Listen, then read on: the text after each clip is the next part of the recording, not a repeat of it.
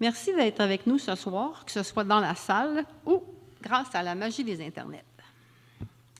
Merci à Marie-Ève B. Lévesque et à Marilyn Lahaise pour l'organisation de la magnifique chaîne humaine qui a rassemblé plus de 300 personnes devant la petite gare samedi dernier.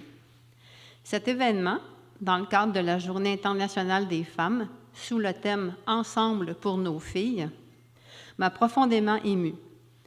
Nous avons été des centaines à affirmer haut et fort que nous refusons de céder nos droits, que le féminisme défend l'amour et non la haine, que nous résistons aux mensonges propagés dans notre société et que nous gardons notre boussole morale bien orientée. Je suis aussi touchée chaque jour par les citoyens qui m'abordent, me prennent dans leurs bras et me disent que mon travail n'est pas facile et qui sont avec moi. Cette chaleur humaine est un beau témoignage de notre solidarité au village. La désinformation, notamment amplifiée par les réseaux sociaux, est un défi ici comme ailleurs. Selon une étude de l'Université Stanford, seulement 3% des comptes actifs sur les réseaux sociaux génèrent 33% des contenus toxiques. Je le répète, seulement 3% des comptes actifs sur les réseaux sociaux génèrent 33% des contenus toxiques. Il suffit de peu pour créer beaucoup de dommages. J'ai cru que garder le silence face à ce déferlement de mensonges aiderait.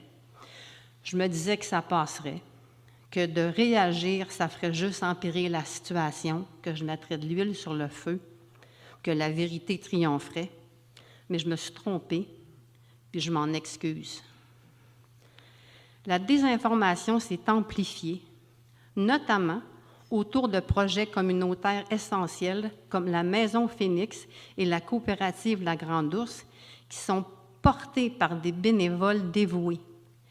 Les insultes et les dénigrements envers la précédente mairesse et la précédente directrice générale sur leurs lieux de travail respectifs, les mensonges sur la situation financière de Val-David, sur des conflits d'intérêts imaginaires, les fabulations concernant le projet d'école et j'en passe, tout ça, ça participe à un climat malsain, une division de notre beau village. Arrêtons ça. Indignons-nous. Ne laissons pas la peur, l'indifférence et la démobilisation nous envahir. Réagissons, résistons. Résister, ça veut dire refuser les mensonges et la désinformation. Ça veut dire prendre position pour la vérité au point d'écrire mensonges et désinformation lorsque c'est nécessaire sur les réseaux sociaux. L'histoire a montré que le silence, ça l'aide l'oppresseur, jamais la victime. Résister, c'est aussi en nous informant, en partageant les faits, en discutant autour de nous et en débattant dans le respect plutôt qu'avec des insultes. Résister, c'est surtout en nous impliquant dans notre village, en souriant aux gens qu'on croise dans la rue, en participant aux activités locales, en soutenant nos commerçants et nos artistes. Puis finalement, pour moi, résister, ça va être de nous assurer qu'on vous donne le plus d'informations factuelles possible afin de corriger les faits lorsqu'ils sont erronés. Dorénavant, j'interviendrai régulièrement sur nos réseaux municipaux pour rétablir les faits et contrer la désinformation. On a la chance de vivre dans un village où l'art et la nature se côtoient, où l'engagement, l'empathie, la rigueur et la solidarité sont notre quotidien. Notre réalité, ce sont les gestes bienveillants de nos citoyens, l'entraide et le dynamisme qui font de Val-David un lieu unique. Alors, quel Val-David voulons-nous construire ensemble? Celui que quelques voix négatives décrivent comme un endroit où tout va mal, ou bien celui qu'on connaît tous, un village vivant où la communauté crée de la beauté au quotidien. Ne nous laissons pas contaminer par une minorité négative. Restons centrés sur l'essentiel.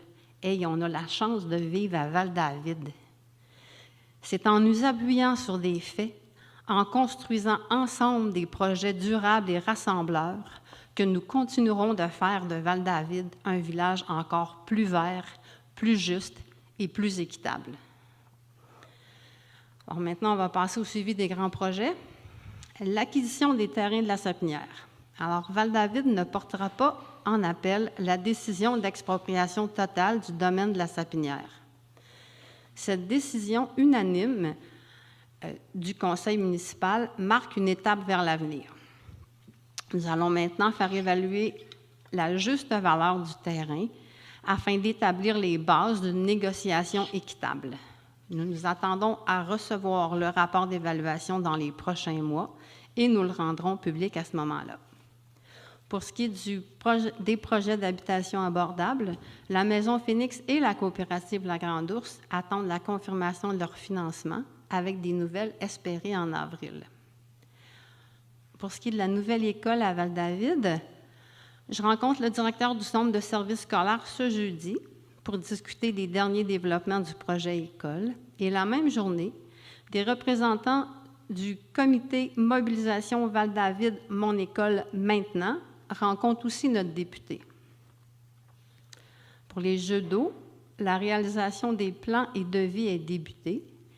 Si les délais habituels fonctionnent, la réalisation du projet est prévue pour octobre afin que les installations soient prêtes pour l'été 2026.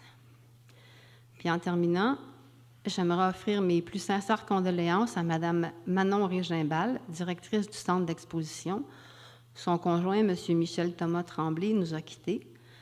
La part de M. Tremblay à notre communauté, notamment avec la création de l'Atelier de l'Île, restera dans nos mémoires.